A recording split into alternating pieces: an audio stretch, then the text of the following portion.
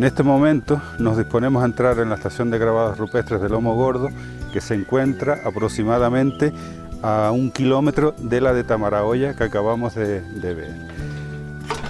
Se sitúa aproximadamente a la misma altura de Tamarahoya, es decir, sobre los 1300 metros, justo en el límite entre el parque y preparque de la Caldera Taburiente. Además hay que decir que esta zona, junto con Tamarahoya, se encuentran en los dos lomos más fácil y menos pesados para subir al mismo pico de Vejenado. Quizás estas estaciones de grabados rupestres están precisamente relacionadas con el tema de señalamiento de rutas pastoriles, entre otras posibilidades. Este lugar se conoce por diferentes nombres: Lomo Gordo, Lomo de la Trocha, puesto que aquí existe una trocha cortafuegos que hasta hace algunos años pues se limpiaba completamente desde las faldas hasta el pico, y ahora solo se limpia la parte que está dentro del Parque Nacional, es decir, hasta el punto más alto del Vejenado, pero quizás el nombre más antiguo y por el que lo conocen los pastores de la isla sea el de Lomo del Topo.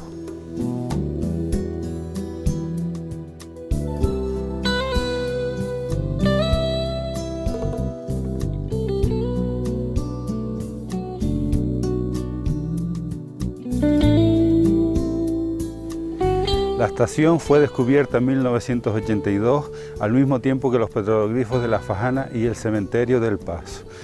Cuando se estaba trabajando en los petroglifos de cementerio, una persona, un vecino de aquí del Paso, comentó que en el pico de Vejenado también existían unas piedras escritas, y efectivamente se vino aquí y se comprobó que existía una preciosa estación de grabados rupestres de tipo geométrico que cuenta con unos 36 paneles.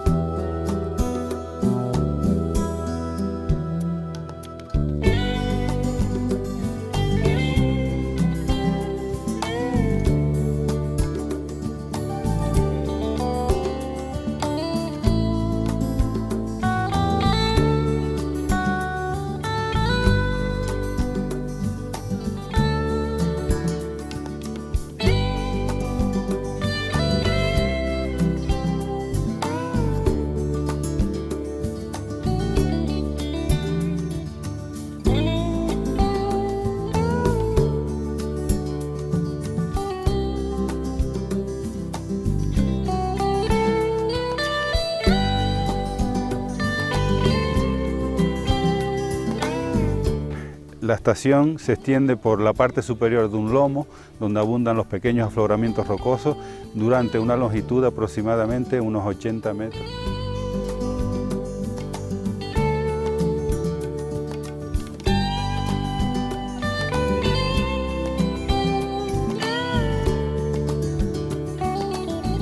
La temática de los petroglifos es de tipo geométrico, destacando dos grupos principales, que son las espirales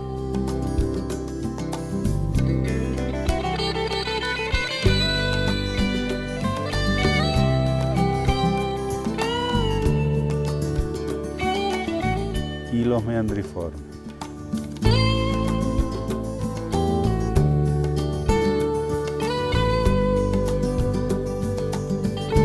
La técnica de ejecución, al igual que en el caso de Tamarahoya, es el picado,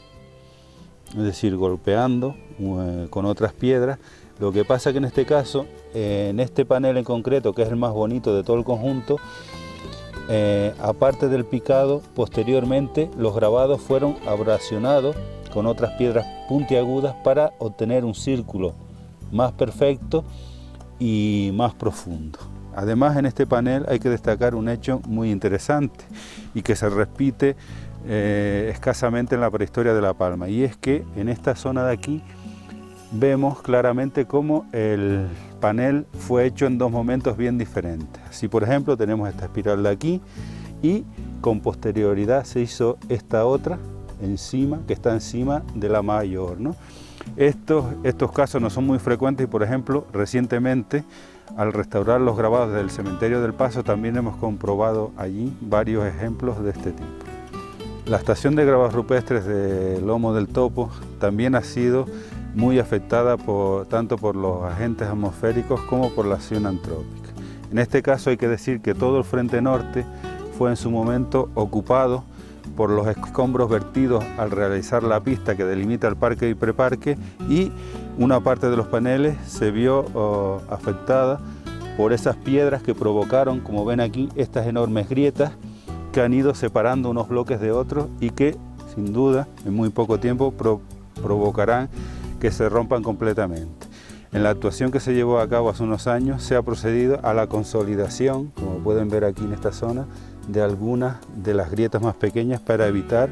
que continúen rompiéndose. Y luego también, pues lamentablemente tenemos que destacar aquellas dos flechas que son inscripciones recientes hechas pues, por algunos de los visitantes de esta zona. En este panel aparece un precioso meandriforme que, como pueden ver, ocupa absolutamente toda la superficie de la roca, sin dejar prácticamente un centímetro sin grabar. Pero antes de que se procediera a la protección del yacimiento, alguno de los visitantes del lugar, con un objeto punzante, realizó encima una espiral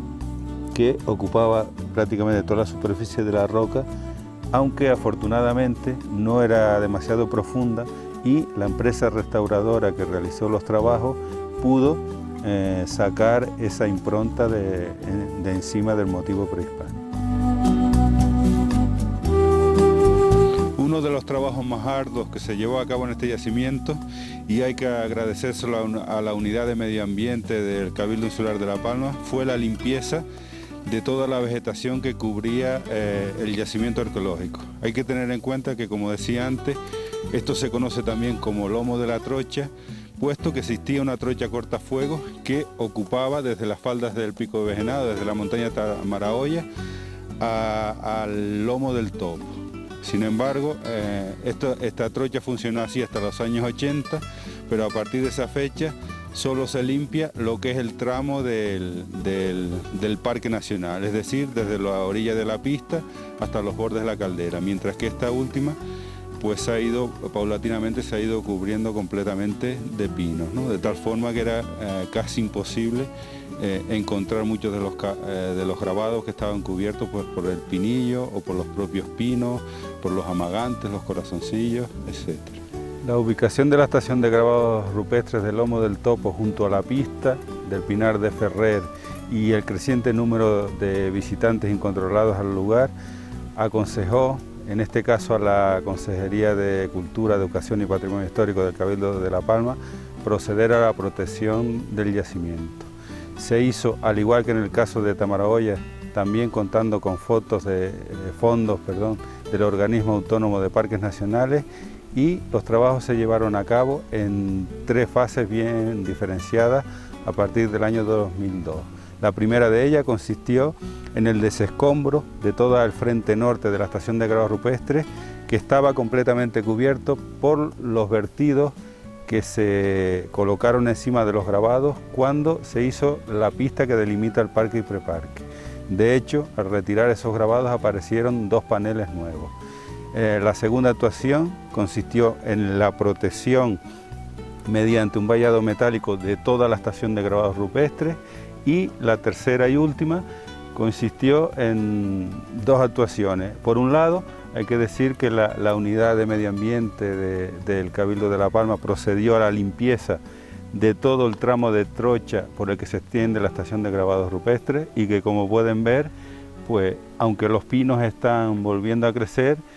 ello ha permitido que toda la zona arqueológica esté completamente cubierta por un precioso mar de corazoncillos. Y la última actuación que se hizo fue la limpieza y restauración de los grabados por parte de especialistas en la materia, siendo a la cabeza de cuyo equipo estaba Miguel Ángel Núñez, que por otro lado ya tiene experiencia en La Palma, puesto que fue el que restauró los grabados de Belmaco en el año 2000, y este mismo año acaba de finalizar la limpieza y restauración de los petroglifos de la Fajana y el cementerio del País.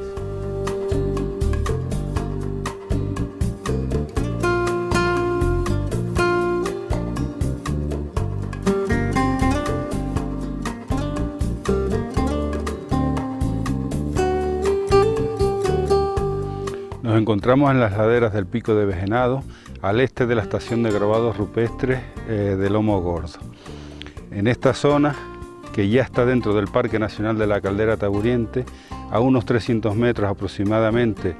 del comienzo del sendero que sube al Pico de Vejenado, partiendo desde la pista del Pinar de Ferrer, nos encontramos con una pequeña desviación de unos 120 metros de longitud que lleva a un precioso grabado rupestre.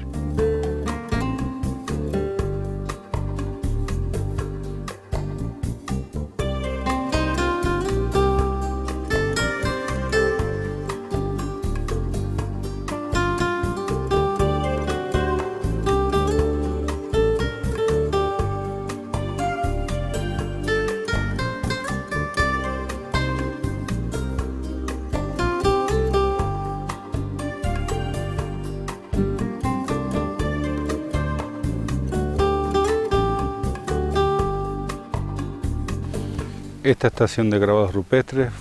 conocida como Lomo del Estrecho, fue descubierta por nosotros en 1987 durante la realización del inventario arqueológico y etnográfico del Parque y Preparque de la Caldera de Taburiente. Posteriormente, en 1998, el Parque Nacional de la Caldera decidió proteger este petroglifo con el vallado que ustedes tienen a la vista, simplemente para evitar que pudiera ser deteriorado o destruido por los visitantes del lugar. Se trata de una estación que cuenta solo con un panel, pero que es bastante interesante, puesto que se trata de un panel vertical, donde el motivo solo ocupa un extremo de la roca y en el que se representa un meandriforme continuo, pero lo más interesante quizás, y que lo convierte en único en la prehistoria de La Palma, es que está completamente rodeado por un trazo que forma una especie de triángulo. La técnica de ejecución fue el picado continuo, de anchura y profundidad medias, y que presenta un estado de conservación bastante bueno, excepto porque está recubierto por líquenes.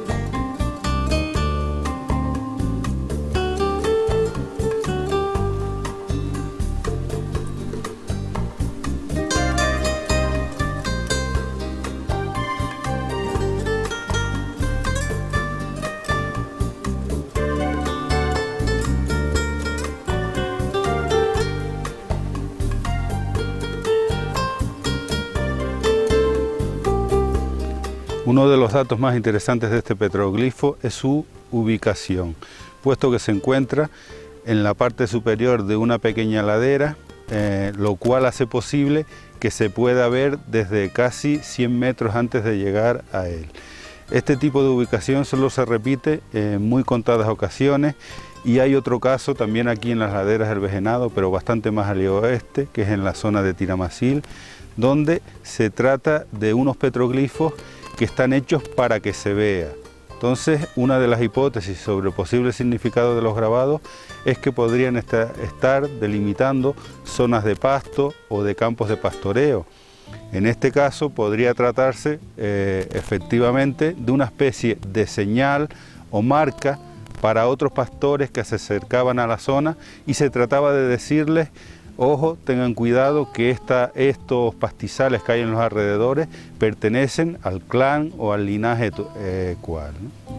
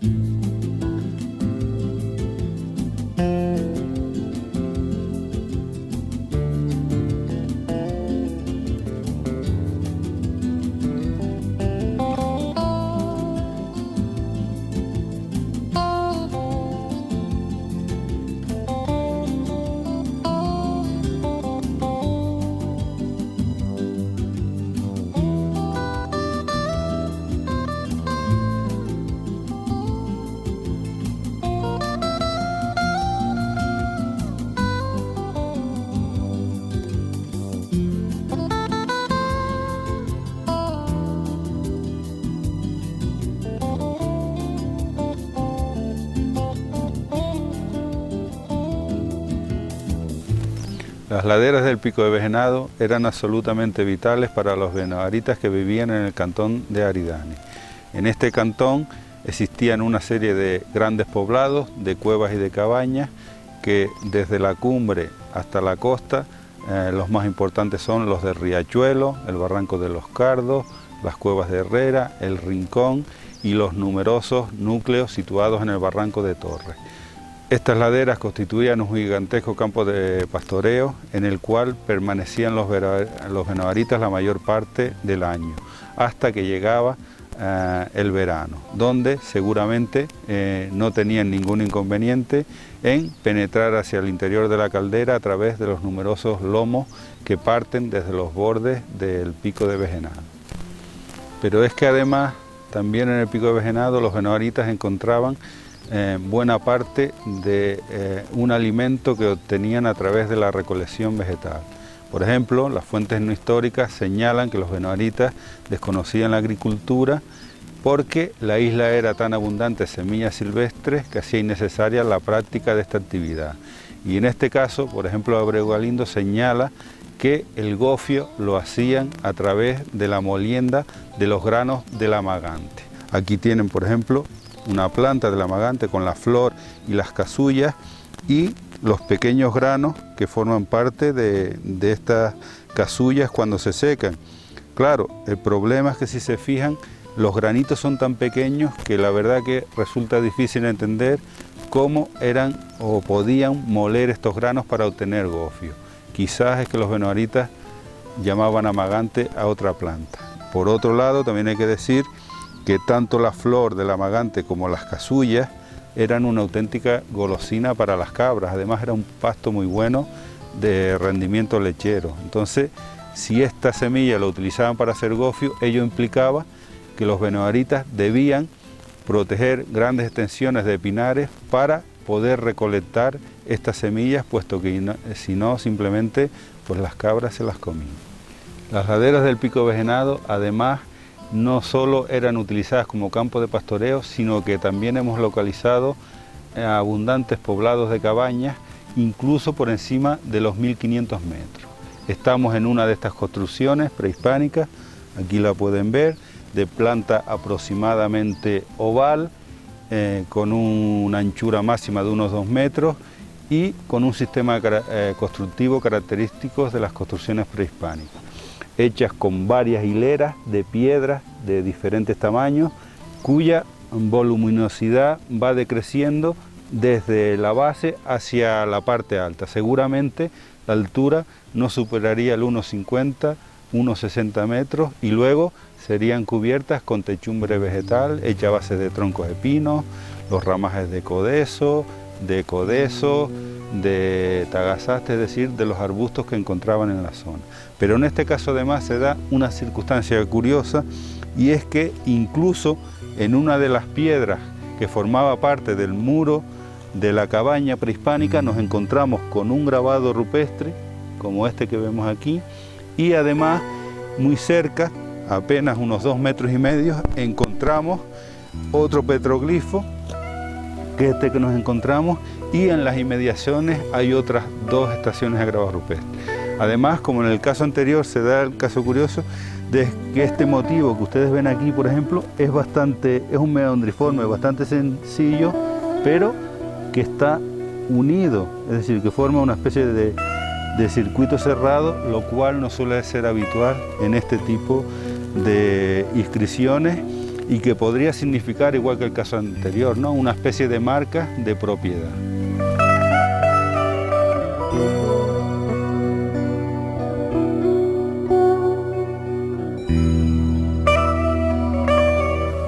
Las laderas del Pico Vejenado constituirían en la época prehispánica un auténtico vergel para los benoaritas. Todas sus laderas estarían completamente cubiertas de codesos, de tagasastes, de amagantes, que son prácticamente los que dominan todos los lomos, como podemos ver en la actualidad, aunque esto se debe sobre todo al sobrepastoreo hasta la creación del Parque Nacional y fundamentalmente por los incendios forestales. Pero además existían otras plantas que hoy prácticamente han desaparecido, como son las garbanceras, donde nosotros recordamos que en el año 86, cuando hicimos la carta arqueológica de esta zona, ambas barranqueras que delimitan el lomo, en donde están los grabados y la cabaña, estaban cubiertas de esta planta que hace unas vainas donde aparecen una serie de granos bastante grandes, de tipo de tamaño guisante o haba, y que seguramente los benoaritas aprovecharían como alimento. Pero sin duda, tanto en la etapa prehispánica como actualmente, uno de los mejores pastos que podían encontrar las cabras y las ovejas eran los corazoncillos. Y sobre todo